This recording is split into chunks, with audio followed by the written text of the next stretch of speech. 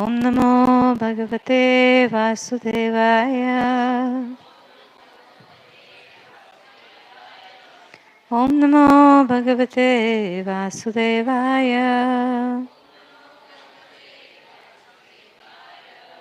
ओम अज्ञानतिमिरान्धस्य ज्ञानाञ्जनशलाकया चक्षुरुन्मिलितं येन तस्मै श्रीगुरवे नमः।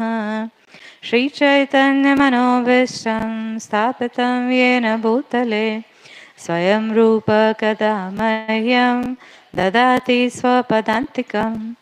वन्देऽहं श्रीगुरो श्रीयुतपदकमलं श्रीगुरोन् वैष्णवान्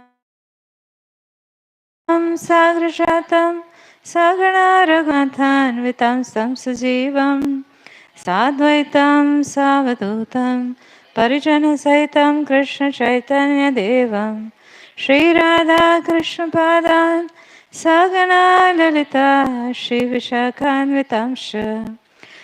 हे कृष्ण करुणा सिंधु दीनबंधु जगतपते गोपेश गोपिका कांत राधा कांत नमोस्तुते। तप्त कांचन गौरांगी राधे वृंदावनेश्वरी वृषभानुसुते देवी प्रणमामि हरिप्रिये। वाञ्छाकल्पतरुभ्यश्च कृपा सिन्धुभ्येव च पतितानां पावनेभ्यो वैष्णवेभ्यो नमो नमः। श्रीकृष्ण चैतन्य प्रभु नित्यानंद श्री अद्वैत गदाधर श्रीवासादि गौरभक्तवृंद। हरे कृष्ण कृष्ण कृष्ण हरे हरे हरे राम राम राम हरे हरे। हरिओम तत्सत। मैं एक प्रणाम मंत्र बोलती हूँ जो मेरे बाद आप दोहरा सकते हैं। नमो महावदान्याय कृष्ण प्रेम प्रदायते कृष्णाय कृष्ण चैतन्य नाम्ने गौरत्विषे नमः। नमो महावदान्याय कृष्ण प्रेम प्रदायते कृष्णाय कृष्ण चैतन्य नाम्ने गौरत्विषे नमः। नमो महावदान्याय कृष्ण प्रेम प्रदायते कृष्णाय कृष्ण चैतन्य नाम्ने गौरत्विषे नमः। हरे कृष्ण। सो हम भगवद गीता से शुरुआत करेंगे, थोड़ा सा सिद्धांत समझेंगे, ये प्रयत्न करेंगे ये जानने का कि भगवान का अवतार क्या होता है, भगवान क्यों अवतरित होते हैं और हमारे शास्त्र उनके बारे में क्या क्या बताते हैं। फिर हम थोड़ी सी मधुर कथा सुनेंगे और अगर समय की अनुमति रही तो थोड़ा सा कीर्तन भी करेंगे।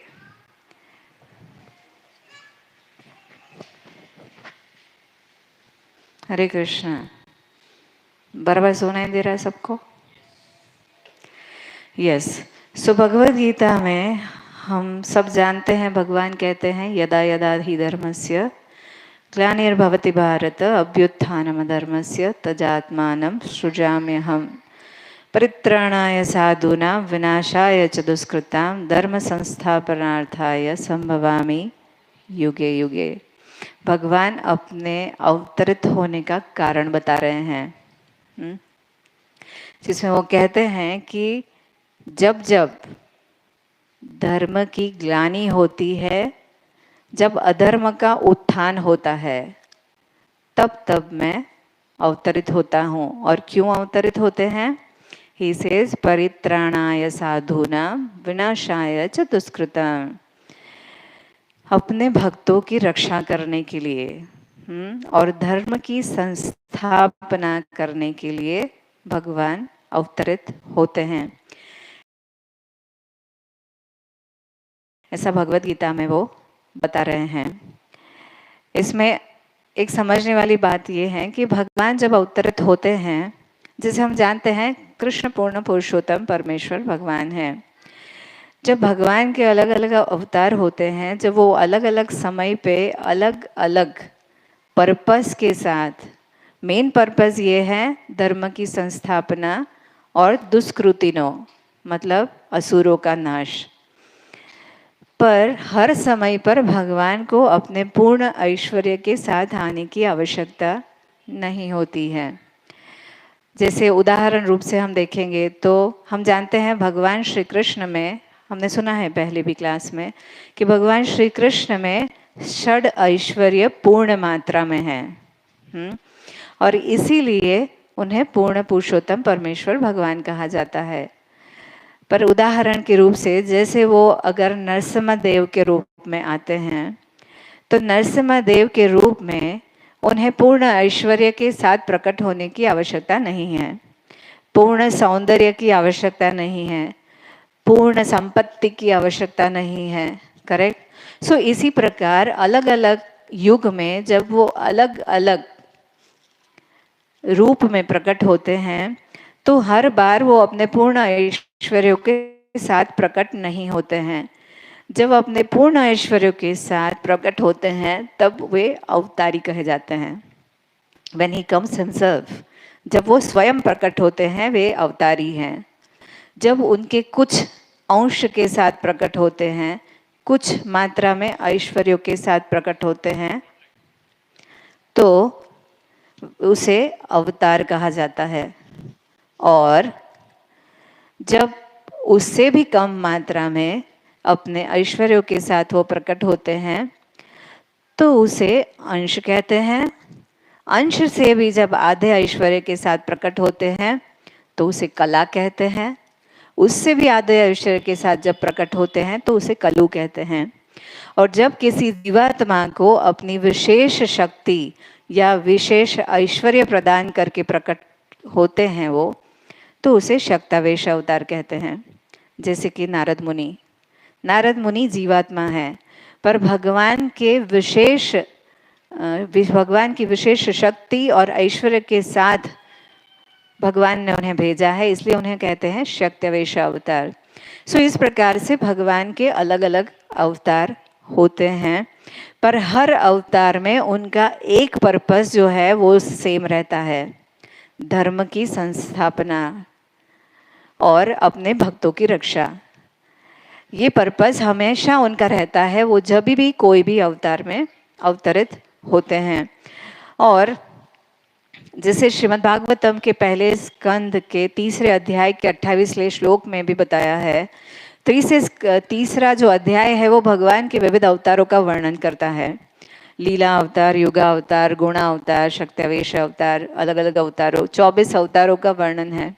और वो वर्णन के पश्चात बताया है एते च अंश कला पुंसः कृष्णस्तु भगवान स्वयं इंद्रारी व्याकुलम लोकम रूढ़यन्ति युगे युगे।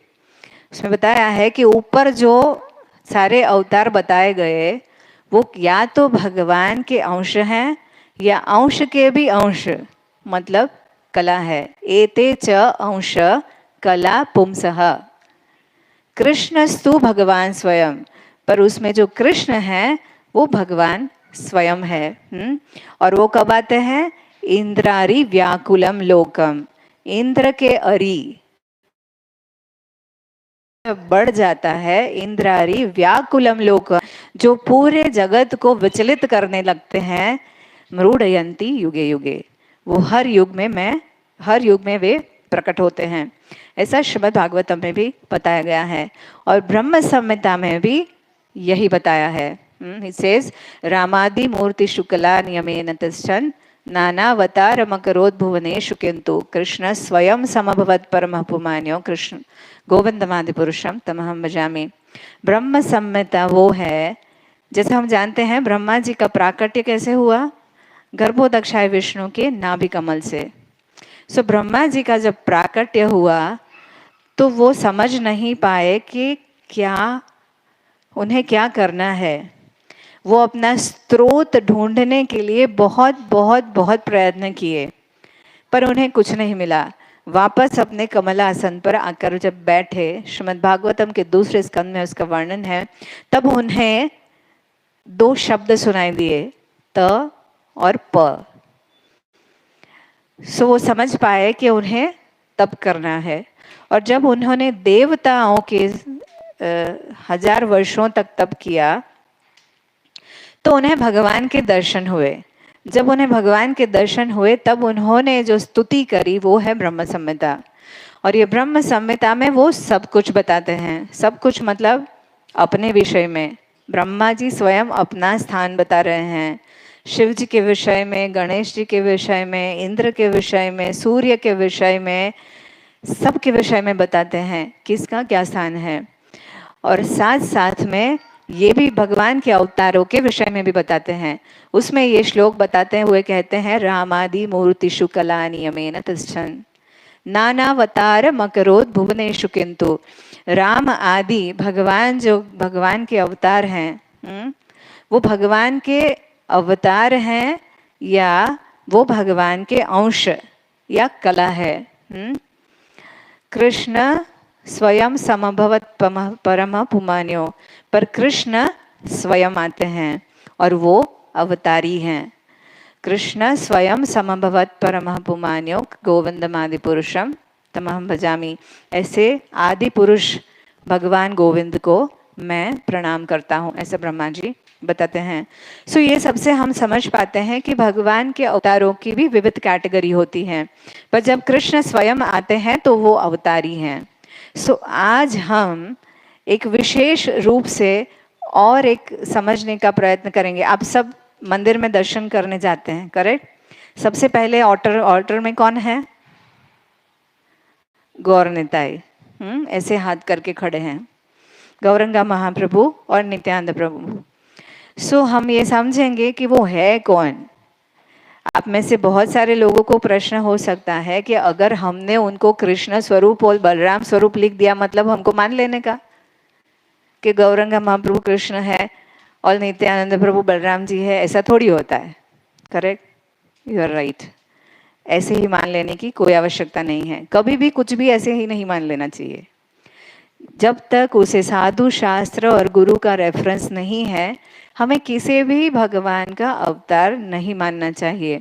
हमारे शास्त्र इतने पूर्ण है कि भगवान के जितने भी अवतार हुए या होने वाले हैं, सब का उल्लेख हमारे शास्त्रों में है। यदि कोई अपने आप को भगवान क्लेम करता है या भगवान का अवतार क्लेम करता है तो आप उन्हें बहुत आसानी से जाके पूछ सकते हैं कि आपके प्राकट्य का रेफरेंस कहाँ पर दिया हुआ है, बताइए। And there is nothing wrong. There is a beautiful verse in Srimad Bhagavatam, इसी में है, अवतारों का जो चैप्टर है, पहले स्कंद का 3रा अध्याय, उसी में है। उसमें भगवान बुद्ध के आने का वर्णन है, जबकि श्रीमद् भागवतम लिखा गया 5000 से अधिक वर्ष पूर्व, और भगवान बुद्ध आए कब? करीब करीब 2500 वर्ष पूर्व। पर उसमें बहुत स्पष्ट रूप से बताया है कि इस प्रकार से कलयुग के प्रारंभ में भगवान के अवतार अवतरित होंगे। कब होंगे? जब सब बहुत पशु की हत्या बढ़ जाएगी, तब गया नाम के प्रांत में अंजनी के पुत्र के रूप में भगवान बुद्ध प्रकट होंगे। नाम के साथ लिखा है।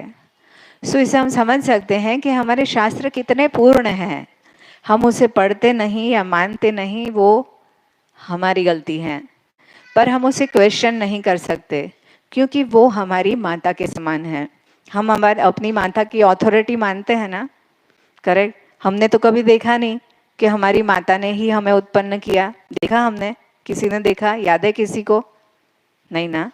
पर फिर भी हम माता की अथॉरिटी को मानते हैं, और जब माता कहती हैं कि ये आपके पिता हैं तो हम उसे भी मान लेते हैं। हम देखने तो नहीं गए थे, पर फिर भी हम मानते हैं। मतलब हमारी ये टेंडेंसी है ऑथोरिटी को एक्सेप्ट करना। बच्चे स्कूल में जाते हैं ना, आप सबके बच्चे स्कूल में जाते होंगे, टीचर ने जो पढ़ाया वही ब्रह्म वाक्य, करेक्ट। मुझे अभी भी याद है, मैं 4th स्टैंडर्ड में थी और वो मैथमेटिक्स में कुछ कुछ छोटे छोटे सम्स जैसे आते थे। मेरे टीचर ने 7 स्टेप में उसको सॉल्व करना सिखाया था और मेरी मम्मी ने मुझे उसमें 6 स्टेप में सॉल्व करने को सिखाया। मैंने उसको बोला नहीं आप गलत हो, मेरी टीचर ही सही है, क्योंकि उसने मुझे जो सिखाया वही सही है, मैं वही करूँगी। करेक्ट। हर बच्चे की ये मानसिकता होती है, ऑथोरिटी को स्वीकार करना। पर जब हम बड़े हो जाते हैं ना, तो हम क्वेश्चन करते हैं, किसने देखा, किसने माना, कौन जानता है हमारे शास्त्र किसने लिखे, किसको पता है कि वो सही है कि नहीं है, कौन देखने गया था, ऐसे सब हम प्रश्न करने लगते हैं। पर वी मस्ट अंडरस्टैंड कि जैसे माता हमारी ऑथोरिटी हैं, वैसे शास्त्र भी हमारी ऑथोरिटी हैं और हमें शास्त्रों को मानना चाहिए और शास्त्रों में जो लिखा है उस पर पूर्ण विश्वास भी करना चाहिए। यदि हमने उसे पढ़ा नहीं है तो पढ़ने का प्रयास करना चाहिए। जैसे हमने सुना है अभी तक कि भगवत गीता हमारे जीवन जीने का मैनुअल है, करेक्ट। हम हर चीज़ में कोई भी इलेक्ट्रॉनिक वस्तु या कुछ भी लाते हैं तो उसके मैनुअल को पढ़ के उसको ऑपरेट करते हैं, करेक्ट। पर हमारे जीवन का जो मैनुअल है, हमारे मनुष्य शरीर के लिए जो मैनुअल दिया गया है, उसे कैसे ऑपरेट करना, उसको हम जानते भी नहीं हैं। पढ़ना तो बाद में आता है, क्या है वो भी नहीं जानते हैं। तो हम इस शरीर को कैसे सही ढंग से उपयोग करेंगे, इट्स वेरी डिफिकल्ट।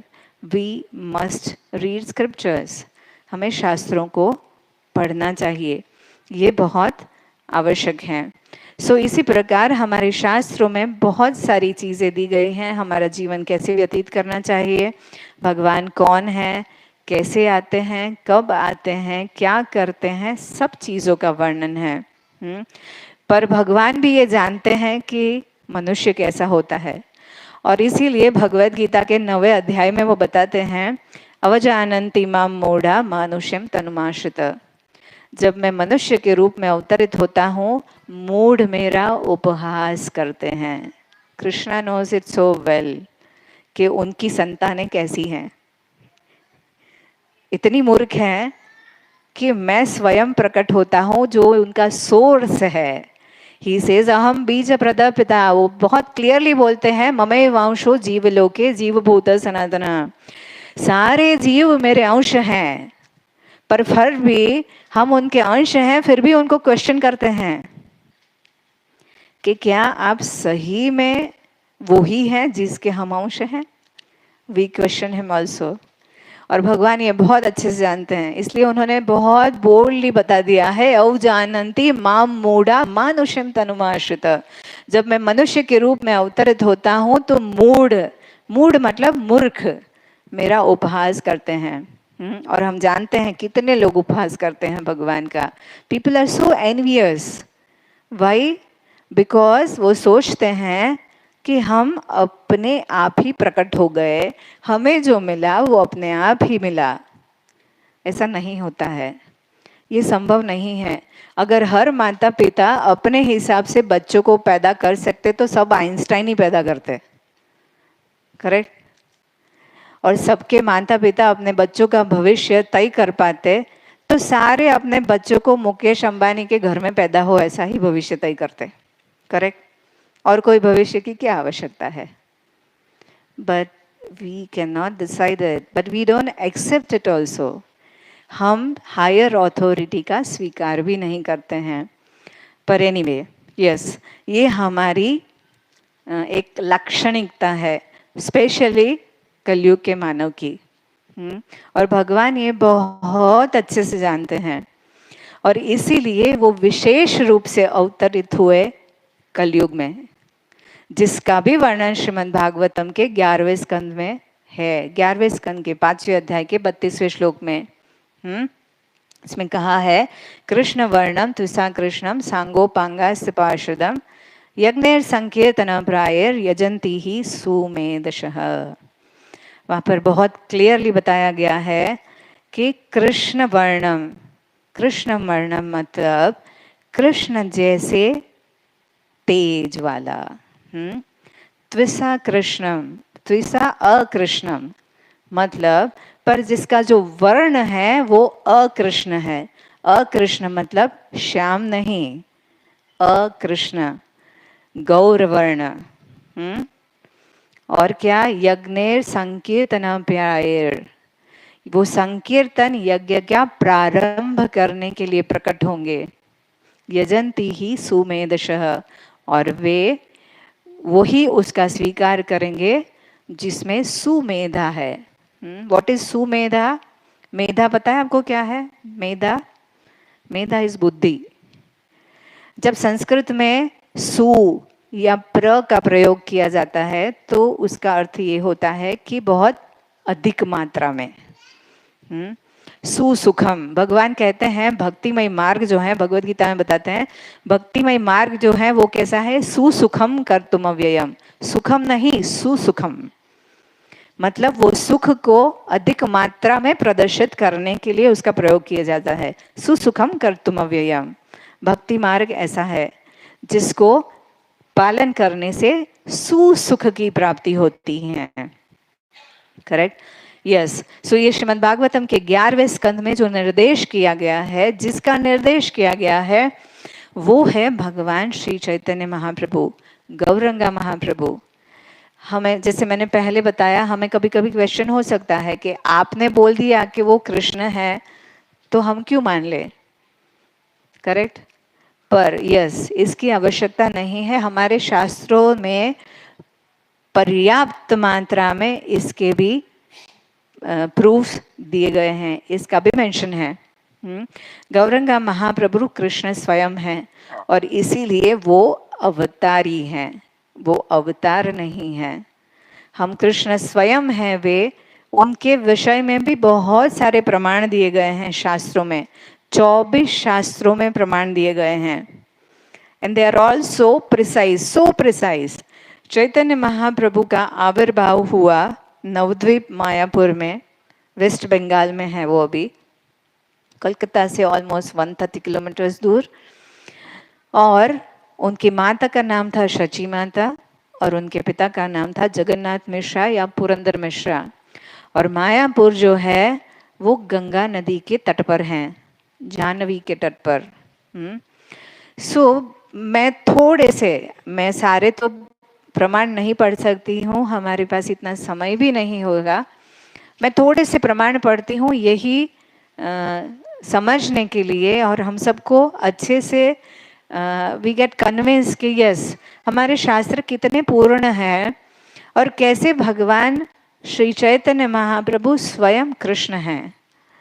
इसमें हमारे पास भागवत पुराण, आदि पुराण, कूर्म पुराण, गरुड़ पुराण, नरसिंह पुराण, पद्म पुराण, नारद पुराण, ब्रह्मांड पुराण, ब्रह्म पुराण, भविष्य पुराण, अग्नि पुराण, मत्स्य पुराण, वायु पुराण, मार्कंडेय पुराण, वराह पुराण, वामन पुराण, उप पुराण, अनंत संहिता, महाभारत, अथर्ववेद, सामवेद, चैतन्य उपनिषद, चांदोग्य उपनिषद, श्वेताश्वतर उपनिषद और पुरुष बोधिनी उपनिषद।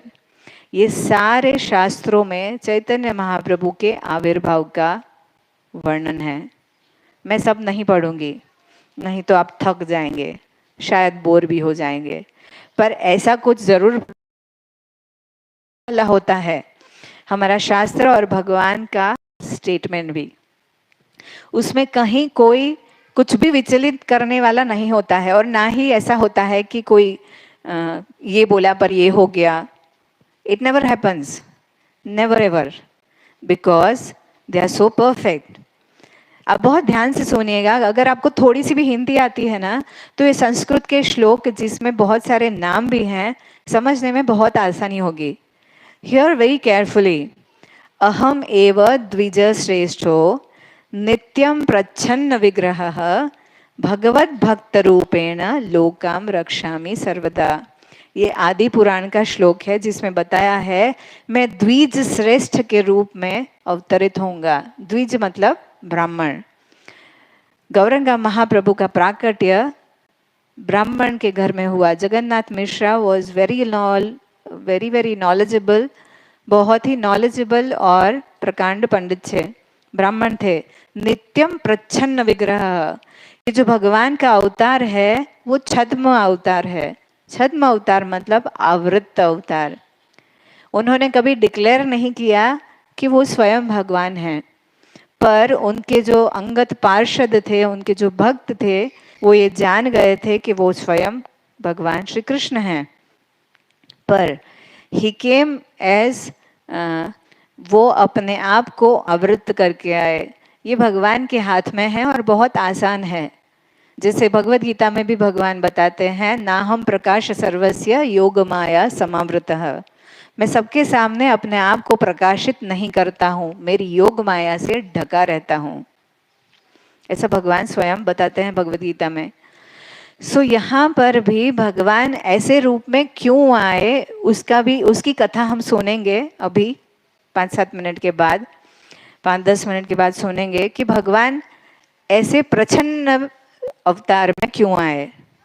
पर यहाँ पर बताया है आदि पुराण के श्लोक में, नित्यम प्रच्छन्न विग्रह भगवत भक्त रूपेण, वो भगवत भक्त के रूप में आए, भगवान के रूप में नहीं।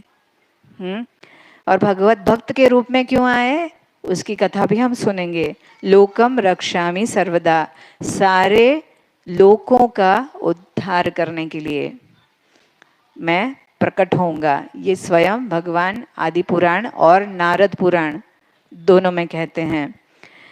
फिर एक उप पुराण है जहाँ पर भगवान श्री कृष्ण स्वयं कहते हैं व्यासदेव से, अहमेव क्वचित् ब्रह्मन् संन्यास आश्रमम् आश्रितः हरिभक्तिं ग्रहयामि कलौ पाप हतन्नरान्। अहम एव क्वचित् ब्रह्मन्, मैं ब्राह्मण के घर में प्रकट होऊंगा। कैसे और क्या करूंगा? संन्यास आश्रम आश्रितः, मैं संन्यास ग्रहण करूंगा। ये उप पुराण में वो शिला व्यासदेव को बता रहे हैं। हरि भक्तिम ग्रहयामि, हरि भक्ति का स्वीकार करूंगा, हरि भक्ति करूंगा और सबको सिखाऊंगा भी। कलो पाप हतन नरान, कलयुग के लोगों के पाप का हरण कर दूंगा मैं इस प्रोसेस के द्वारा। फिर और एक बहुत ही सुंदर श्लोक है, it is from Garuda Purana. Garuda Purana बैठाते हैं ना हम, पर वो पंडित जी थोड़ा थोड़ा ही पढ़ते हैं। एक्चुअली गरुड़ पुराण बहुत बड़ा है और उसमें बहुत कुछ दिया गया है। लोग ऐसा मानते हैं कि गरुड़ पुराण को मृत्यु के बाद सुनना चाहिए, पर वास्तव में जीवित है तब सुनना चाहिए। अगर जीवित है तब सुनेंगे तब हमें समझ में आएगा कि हमारे जीवन में हमें करना क्या है। उसमें आत्मा की गति का वर्णन है, क्या करने से क्या होता है उसका वर्णन है। कोई मर गया, उसके पीछे जब बाकी रिलेटिव सुनते हैं ना, तो सुनते हैं केवल सुनने के लिए, समझने के लिए नहीं। और जो चला गया उसको तो कोई मतलब ही नहीं है, क्योंकि वो तो चला गया है। और जैसे हम बोलते हैं ना स्मशान वैराग्य, स्मशान वैराग्य क्यों बोलते हैं? वो सारा वैराग्य स्मशान के अंदर है तभी तक होता है। यही होना है सबका, हमारा भी यही होगा। जैसे ही स्मशान के गेट से बाहर निकलते हैं, हरि बोल, we are back to our routine. इसलिए उसको स्मशान वैराग्य बोलते हैं। पर यस, गरुड़ पुराण हम जीवित हैं तब पढ़ने जैसी वस्तु हैं। Then we can really understand कि हमें जीवन कैसे जीना चाहिए। उसमें एक श्लोक है जो भगवान स्वयं बताते हैं, अहम पूर्णो भविष्यामि युग संध्यो विशेषतः मायापुरे नवद्वीपे भविष्यामि शचीसुतः। It's so clear, correct? जिसको संस्कृत नहीं आती वो भी समझ सकता है। मायापुरे नवद्वीपे भविष्यामि शची सुतः, मैं शची के पुत्र के रूप में मायापुर नवद्वीप में प्रकट होऊंगा। और कैसे? युग संध्यो विशेषतः, प्रथम कलयुग की प्रथम संध्या में। ये भगवान गरुड़ पुराण में बता रहे हैं। गरुड़ पुराण में और भी एक चीज बताते हैं, कले प्रथम संध्यायाम लक्ष्मी कांतो भविष्यति दारु ब्रह्म समीपस्थ सन्यासी गौर विरह। वो बताते हैं कि कलयुग की प्रथम संध्या में मैं प्रकट होऊंगा और लक्ष्मी कांतो भविष्यति, उनकी अर्धांगिनी का नाम था लक्ष्मी प्रिया। वहां पर ये बताते हैं लक्ष्मीकांतो, लक्ष्मीकांत मतलब लक्ष्मी के पति, लक्ष्मीकांतो भविष्यति दारु ब्रह्म समीपस्थ। वो कहाँ रहते थे सन्यास के बाद? जगन्नाथपुरी में। दारु ब्रह्म किसका नाम है पता है? जगन्नाथ का। जगन्नाथ को वुड से कार्व किया जाता है, लकड़े से बनाया जाता है, और उस लकड़े को कहते हैं दारु ब्रह्म। सो इट सेज दारु ब्रह्म समीपस्थ, मैं दारु ब्रह्म के निकट रहूंगा। सन्यासी गौर विग्रह, और मैं सन्यास धारण करूंगा और मेरा विग्रह, मेरा रूप कैसा होगा? गौर, गौरंगा। और एक नरसिंह पुराण में श्लोक है, इसके बाद में ज्यादा श्लोक नहीं बोलूंगी, पर इसको बहुत ध्यान से सुनिए। इसमें बहुत सारे नाम भी बताए हैं उनके।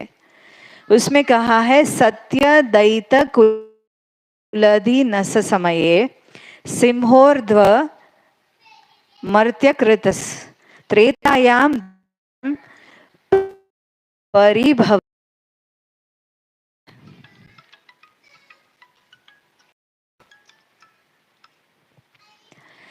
गोपालन परिपालयन व्रजपुरे, समझता है ना? गोपालन करना, गौ का पालन करना, कहाँ पर? व्रजपुरे, व्रजभूमि में। भरम हरण द्वापरे, द्वापर युग में मैं ये करूंगा। गौरांग प्रिय कीर्तन कली युगे चैतन्य नाम प्रभु। Correct, it's very clear. समझ में आता है ना? संस्कृत नहीं आता है उसको भी समझ में आएगा।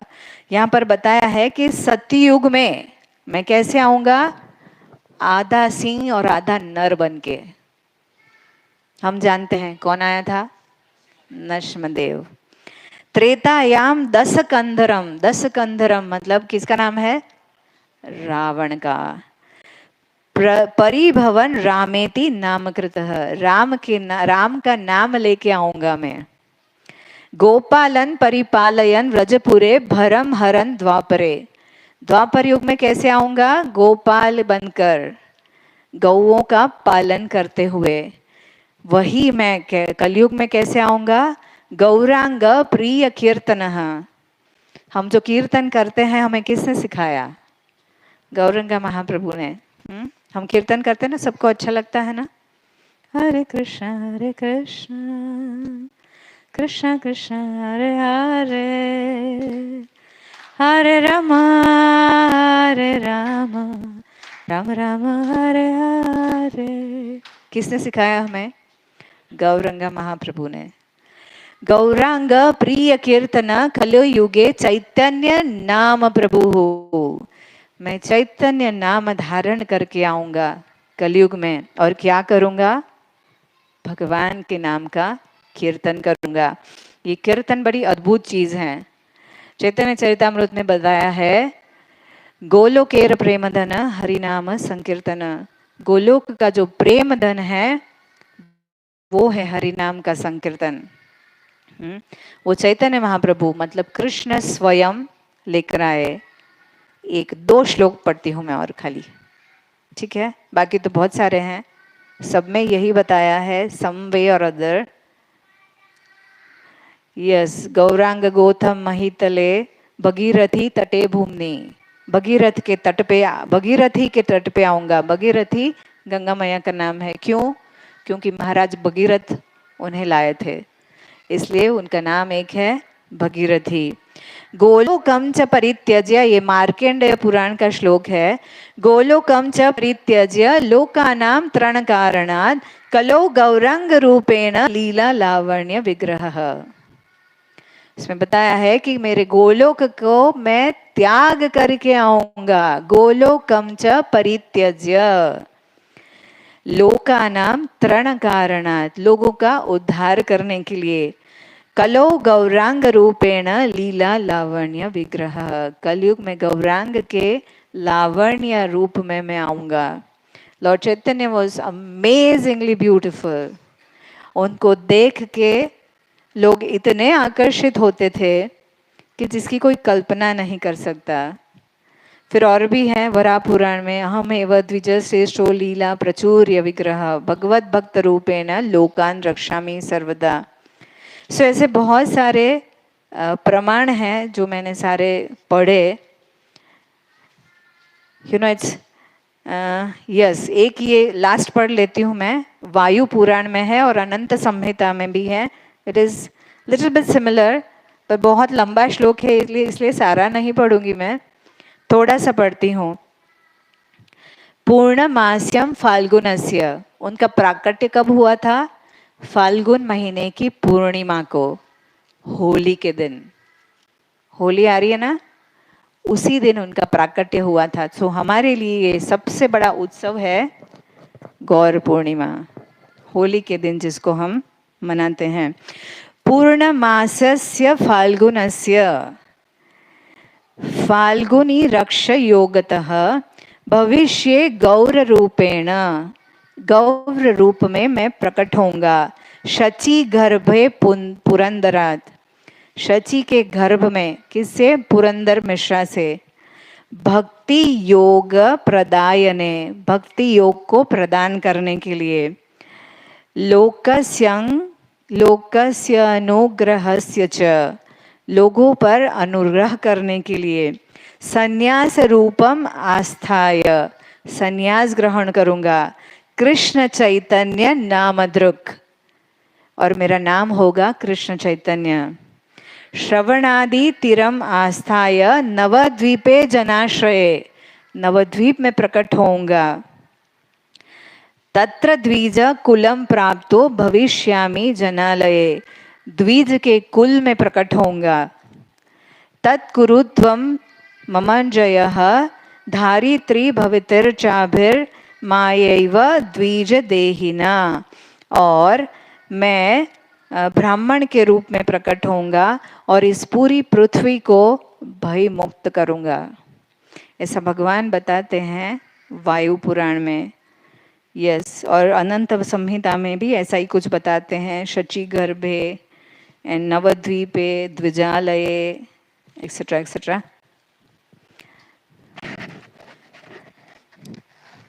या ओके, इसमें बहुत सारे नाम भी दिए हैं। Anyway, this is good enough, I believe कि ये सब कुछ कम से कम ये हमें प्रमाण देता है कि हमारे शास्त्रों में जो कुछ भी है वो पूर्ण है, और हमें हमारे शास्त्रों का विश्वास करना चाहिए। सो ये सब से हमने पढ़ा, उससे हमें ये समझ में आता है कि यहाँ पर गौरंगा महाप्रभु या चैतन्य महाप्रभु को कृष्ण स्वरूप ऐसे ही नहीं लिखा है, वो स्वयं कृष्ण हैं, अवतारी हैं, जो छद्म वेश में हमें भक्ति सिखाने के लिए आए। हमारे आचार्य कहते हैं, जैसे भगवत गीता के आखिरी अध्याय में एक श्लोक है जिसमें बताया है, मन मना भव मद भक्तो मद्याजी माम नमस्कुरु मामे वैश्यसि सत्यम ते प्रतिजाने पियोसि में सर्वधर्मान परित्यज्य मामेकम शरणं व्रज अहम त्वां सर्वपापेभ्यो मोक्षयिष्यामि मा शुचः। मेरी एक के शरण में आओ, मैं तुम्हें सारे पापों से तेरा उद्धार करूंगा। पर we never knew how to do it. हमने सुन तो लिया, लोगों ने सुन लिया कि भगवान की शरण में जाना है, पर पता नहीं था कैसे जाना है। मन मना भव मद भक्तो, मेरे भक्त बनो, पर हमें पता नहीं था कि कृष्ण के भक्त कैसे बनना है, कृष्ण की भक्ति कैसे करनी है। और यही सिखाने के लिए वो स्वयं आए कलयुग में। एक बहुत मधुर लीला है, वो बताती हूँ मैं। एक बार नारद मुनि विचरण कर रहे थे ब्रह्मांड में, पूरे ब्रह्मांड में, एक लोक से दूसरे लोक, दूसरे लोक से तीसरे लोक, और वो देख पाए कि द्वापर युग का अंत होने जा रहा है और उसके पश्चात कलयुग शुरू होने वाला है।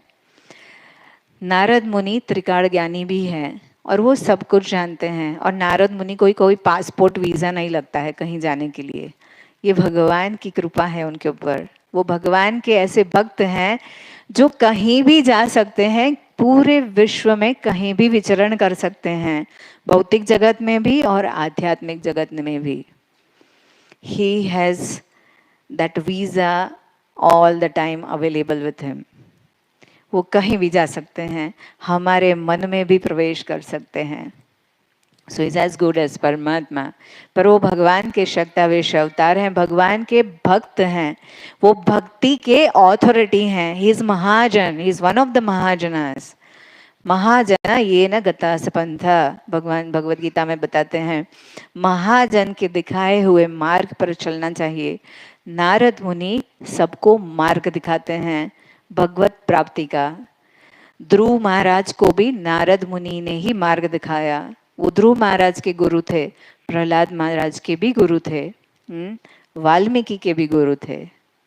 करेक्ट। ऐसे हमारे शास्त्रों में बहुत सारे उदाहरण हैं जिससे हम समझ सकते हैं कि नारद मुनि कैसे सबका जीवन परिवर्तन करते हैं। सो एक बार नारद मुनि पूरे ब्रह्मांड में विचरण कर रहे थे और वो देख पाए कि कलयुग का प्रारंभ तुरंत ही होने वाला है, और वो ये भी देख पाए कि कलयुग के लोग कितने पतित हो जाएंगे।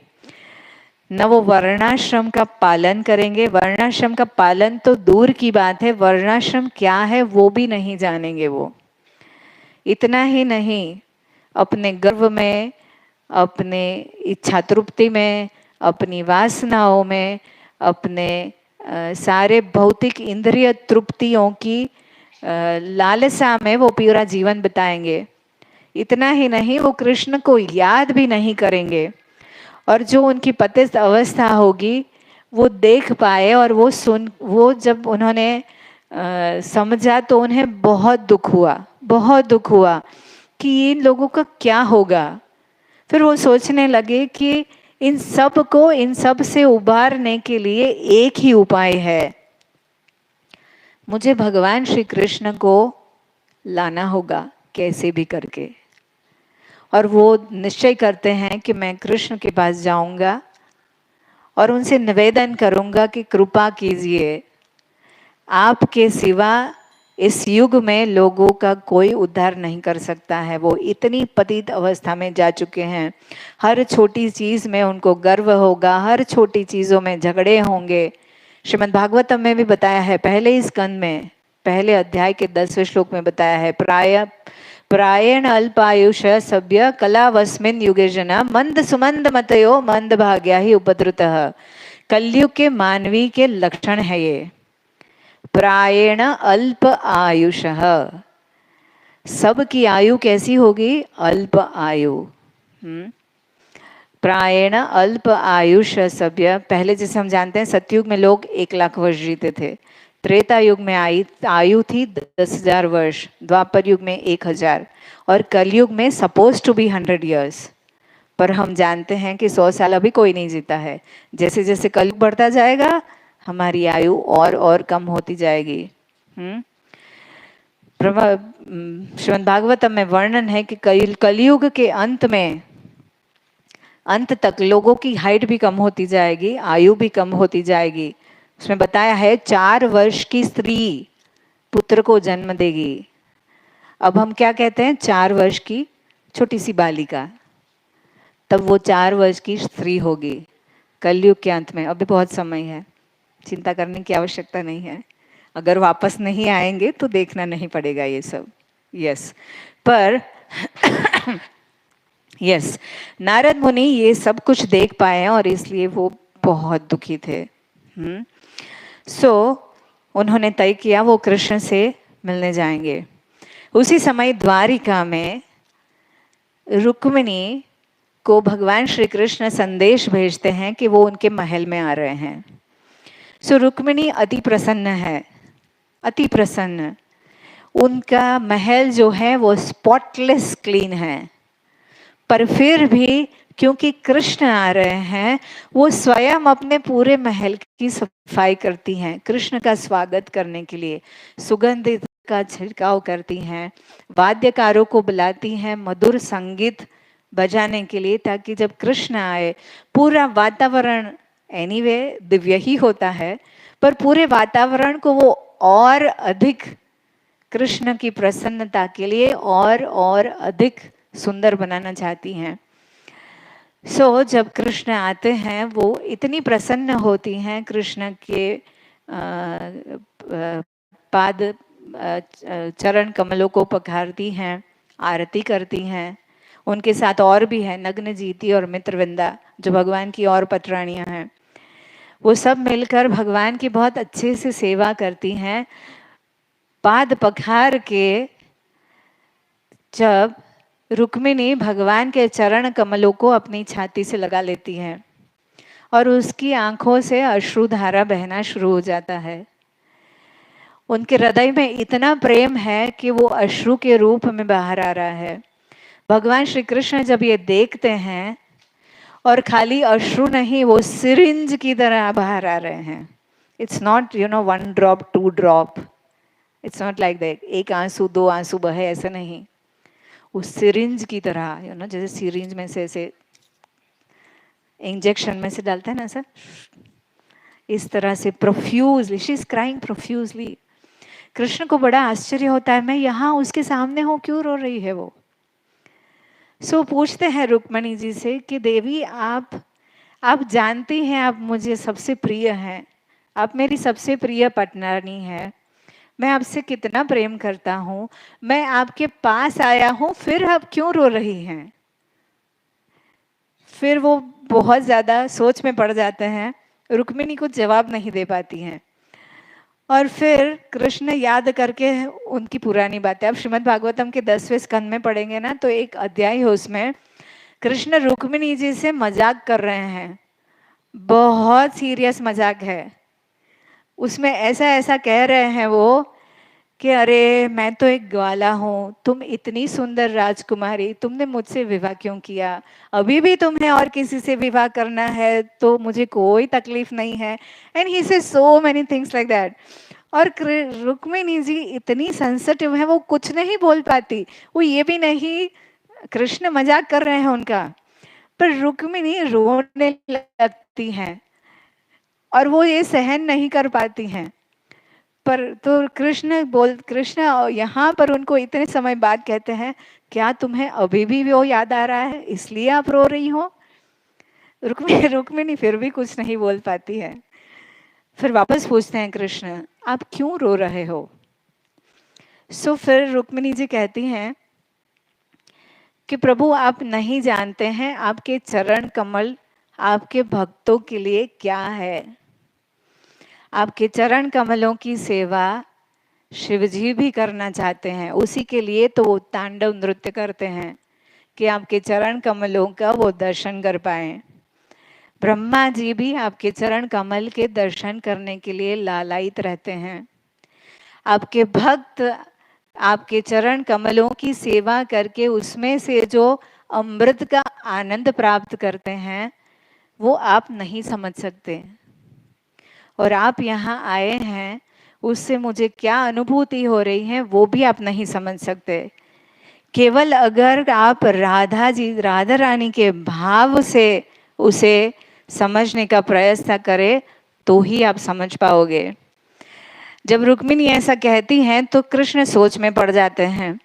कृष्ण कहते हैं कि आप क्या कह रही हैं, मुझे समझ नहीं आ रहा है, मुझे बहुत अच्छा लग रहा है सुनना, पर ऐसी बातें मुझसे आज तक कभी किसी ने नहीं की, मैं समझ नहीं पा रहा हूँ आप मुझे क्या कहना चाहती हैं, आप फिर से मुझे समझाइए। रुक्मिणी जी समझाते हैं कि प्रभु आप नियंता हैं, आपको सब पता है, पूरे सर्जन में कौन क्या कर रहा है, कहाँ, सब कुछ पता है।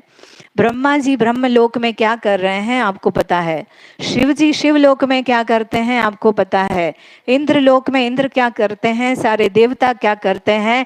हर जीवात्मा के साथ आप परमात्मा रूप में विराजमान है, हर जीवात्मा क्या सोचता है आपको पता है। पर आपके भक्त, आपके शुद्ध भक्त आपके चरण कमलों की जब सेवा करते हैं उसमें से जो उन्हें मधुरता प्राप्त होती है, आपके विरह में जो वो आपके प्रेम की पराकाष्ठा की अनुभूति करते हैं, वो आप नहीं जानते, वो आप जान भी नहीं सकते। कृष्ण सोच में पड़ जाते हैं। रुक्मिणी आगे बताती हैं कि लक्ष्मी जी हमेशा आपके चरण कमलों की सेवा में लीन रहती हैं, वो भी आपके चरण कमलों से विरह नहीं सहन कर सकती। और इसी प्रकार आपके शुद्ध भक्त जब आपके विरह में किस प्रेम का अनुभव करते हैं वो आप कभी नहीं समझ सकते। और मुझे भी यही विचार आ रहा है कि आप अभी तो आए हैं पर चले भी जाएंगे, तो मैं क्या करूंगी, आपसे विरह मैं कैसे सहन करूंगी, ये सोचकर मुझे रोना आ रहा है। और मुझे पता है केवल श्रीमती राधा रानी ये समझ सकती हैं और कोई नहीं समझ सकता। राधा रानी का वो गुणगान करती हैं, कहती हैं कि वो अलौकिक गुणों का भंडार है और वो उनके अलौकिक गुण और अलौकिक प्रेम से ही उन्होंने आपको बांध के रखा है हमेशा के लिए। केवल वही समझ सकती हैं मुझे क्या अनुभूति हो रही है। कृष्ण कहते हैं, मुझे ये किसी ने पहली बार कहा कि मुझे कुछ नहीं पता है। मैं सोच रहा था कि मुझे सब कुछ पता है, क्योंकि वो तो सर्जनहार हैं, उन्हीं से तो सब कुछ आता है। सो कृष्ण सोच में पड़ जाते हैं, कहते हैं हाँ शायद आप सही कह रही हैं कि मैं नहीं समझ पा रहा हूं आप क्या अनुभूति कर रही हैं। और वहीं नारद मुनि आते हैं। नारद मुनि आते हैं, कृष्ण अपने आसन से खड़े हो जाते हैं। नारद मुनि गुरु के स्थान पर हैं, उनको आसन पर बिठाते हैं, उनका पाद प्रक्षालन करते हैं, उनकी सेवा करते हैं और पूछते हैं नारद किस कारण से आना हुआ। नारद मुनि की आंखों में भी अश्रु है, वो दुखी हैं, उनके हृदय में जो हो रहा है वो प्रकट नहीं कर पा रहे हैं। सो कृष्ण पूछते हैं, हे ऋषिवर आपको क्या हो रहा है। रुक्मिणी जी रो रही हैं, आप भी रो रहे हो, आप इतने दुखी और विचलित हो रहे हैं, हुआ क्या है। तो नारद मुनि बताते हैं उन्होंने जो देखा, और वो भगवान से कहते हैं प्रभु आपके सिवा इस कलयुग के लोगों का कोई उद्धार नहीं कर सकता, आप कृपा कीजिए, नहीं तो ये सब लोगों का क्या होगा। कृष्ण बड़ी प्रसन्नता से उनकी ओर देखते हैं, उनकी करुणा को वो समझते हैं। नारद मुनि के हृदय में जो सभी जीवों के प्रति करुणा है उसको समझते हुए भगवान श्री कृष्ण कहते हैं कि मैं कलयुग में राधा रानी का भाव लेकर प्रकट होऊंगा।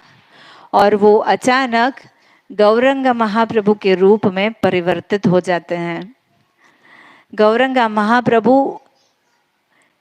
असीमित रूप से सुंदर हैं, उनमें से करोड़ों सूर्य से भी अधिक तेजोमय है वो। उनका वर्ण गौर वर्ण है क्योंकि वो राधा रानी का वर्ण लेकर आए हैं। And he such an amazing personality जिसको नारद मुनि ने कभी नहीं देखा, न रुक्मिणी जी ने कभी देखा।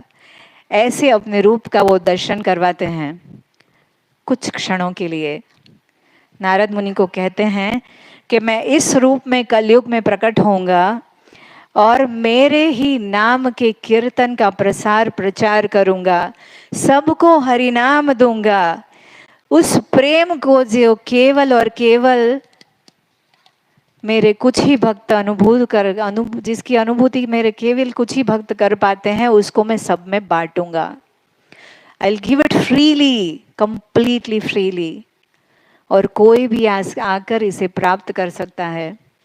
श्रील भक्तिविनोद ठाकुर बताते हैं कि चैतन्य महाप्रभु कहते हैं मैं आप सब के लिए कलयुग की औषधि लेकर आया हूँ। एने छी औषधि माया नाशे बारो लागी, हरिनाम महामंत्र लाओ तुम्हें मांगी। चैतन्य महाप्रभु कहते हैं कि मैं तुम्हारे लिए कलयुग की औषधि लेके आया हूं। कौन सी? सो चैतन्य महाप्रभु कहते हैं रूप में आऊंगा और सबको हरिनाम प्रदान करूंगा। और तब उसी क्षण भगवान डिसाइड करते हैं कि वो कलयुग की प्रथम संध्या में, but he says I will appear as a devotee of Krishna. मैं कृष्ण के रूप में नहीं, भक्त के रूप में आऊंगा। और इसीलिए ये अवतार जो है वो छद्म अवतार है। यहाँ भगवान अपने ऐश्वर्य प्रकट नहीं करते हैं, ऐश्वर्य उनके प्रकट होते हैं। हम अगर चैतन्य चरितामृत में पढ़ेंगे तो उनके बहुत अंगत पार्षदों के साथ उनके कुछ कुछ ऐश्वर्य प्रकट होते हैं। उनके भक्त मुरारी गुप्ता को उन्होंने वराह रूप में दर्शन दिया। अद्वैत आचार्य के निवेदन पर उन्होंने विराट स्वरूप का दर्शन करवाया। और ऐसे बहुत सारी इवन मुरारी गुप्ता को उन्होंने दर्शाया कि कैसे वो स्वयं राम है और मुरारी गुप्ता हनुमान जी का अवतार है। ऐसी लीला हुई, पर वो बहुत ही अंगत पार्षदों के लिए थी, वो सबके लिए नहीं थी। बट यस, यही this is what he wanted to establish, हरिनाम संकीर्तन। और इसीलिए उन्होंने कभी ये प्रकट नहीं किया कि वो कृष्ण स्वयं हैं, पर उनके अंगद भक्त जो हैं वो बहुत आसानी से इसे समझ पाए और वो प्रकट भी वो उन्होंने सबको वार्निंग दिया था, अगर तुमने इसे प्रकट किया तो मुझे तुम्हें इस धरातल से हटाना पड़ेगा। आप धमकी बोल सकते हैं उसको, पर वो दी उन्होंने उनके कुछ कुछ भक्तों को। जैसे कभी मौका मिलेगा तो हम और लीलाएं भी सुनेंगे उनकी। उनको एक पंडित जी हराने आए थे, वो हरा नहीं पाए, दिग्विजयी थे, केशव काश्मीरी। उनको सरस्वती माता ने स्वयं आके कहा कि तुम मेरे स्वामी को हराना चाहते हो, मैं कैसे तुम्हें अलाउ कर सकती हूँ। Anyway, that's a different leela, will not go to into it. हमारा समय समाप्त होने को आया है। हम एक छोटा सा भजन गाते हैं 5 मिनट के लिए, and they will end it. Chaitanya Prabhu दया करो मोरे, चैतन्य प्रभु दया करो मोरे, तुम बिना के दयालु जगत संसार।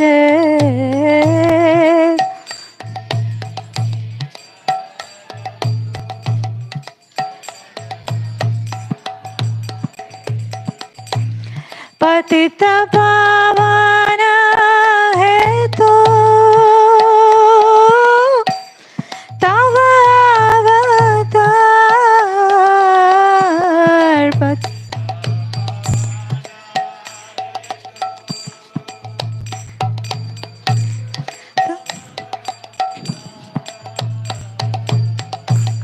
मौसमा पतित प्रभु न पाई प्यार।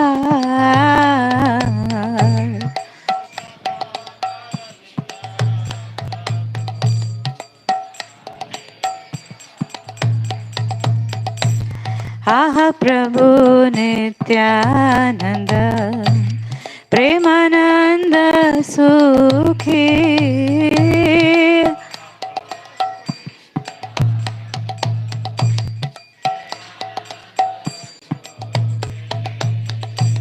कृपा बोलो कान करो आमी बड़ दुखी।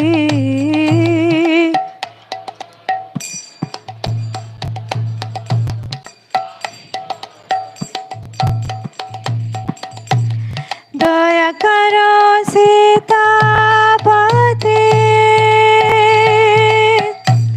अद्वैत गोसाई,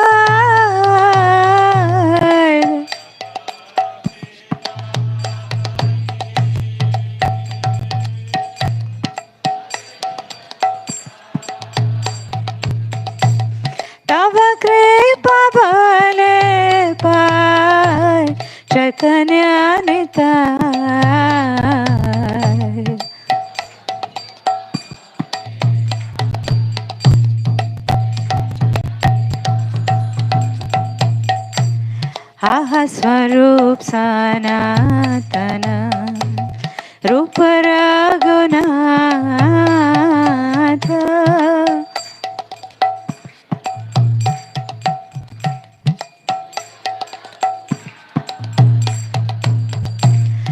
भट्ट जोग श्री जीवा प्रभु लोकनाथ।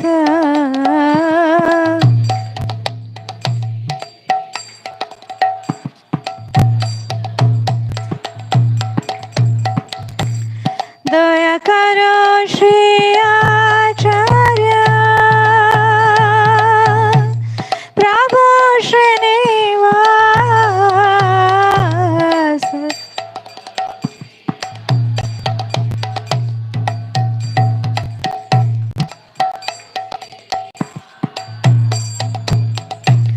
रामचंद्र संग मगे नरोत्तम दास।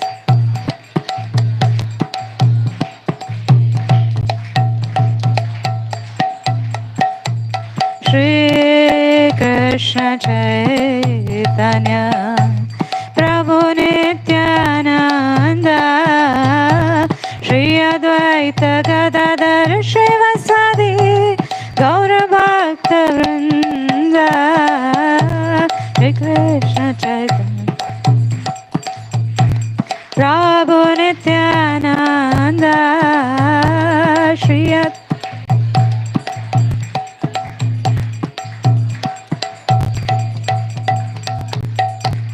हरे कृष्ण कृष्ण कृष्ण हरे हरे हरे राम राम राम हरे हरे।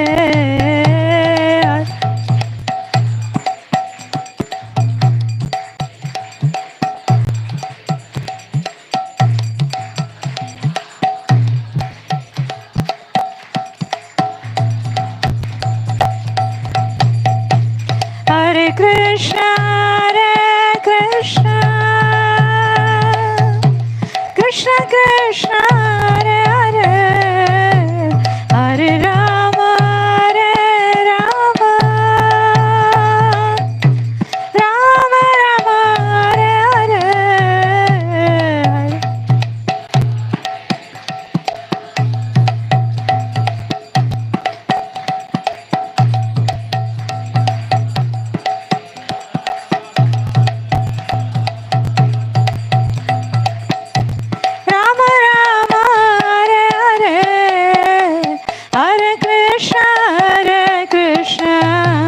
कृष्ण कृष्ण हरे हरे हरे राम राम राम हरे हरे हरे कृष्ण कृष्ण कृष्ण हरे हरे हरे राम राम राम हरे हरे। जय गौरानिताय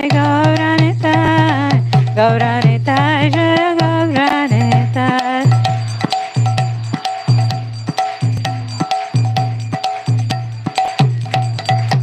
निताय गौर हरि बोल हरि बोल निताय गौर हरि बोल।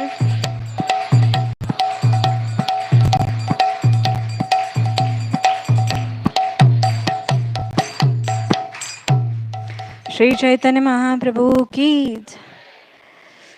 जय, श्री गुरुदेव की जय। ओम नित्य लीला प्रवेशमाचार्य श्रोत श्री श्रीमद भाई चरण अरविंद भक्ति वेदांत स्वामी श्री प्रभुपाद की जय। श्री श्री राधा माधव की जय। श्री श्री राधा श्याम सुंदर भगवान की जय। श्री श्री श्री जगन्नाथ बलदेव सुभद्रा महारानी श्री सुदर्शन चक्र की जय। श्री प्रहलाद नरसिंह देव भगवान की जय। श्री श्री गौरताय की जय। नेता गौ प्रमान दे। हरि हरि बोल। Hare Krishna. Thank you all very much. आप सबके चरणों में प्रणाम। वंशकल्पतरुभ्यश्च कृपा सिंधुभ्येव च पतितानां पावनेभ्यो वैष्णवेभ्यो नमो नमः। हरे कृष्णा।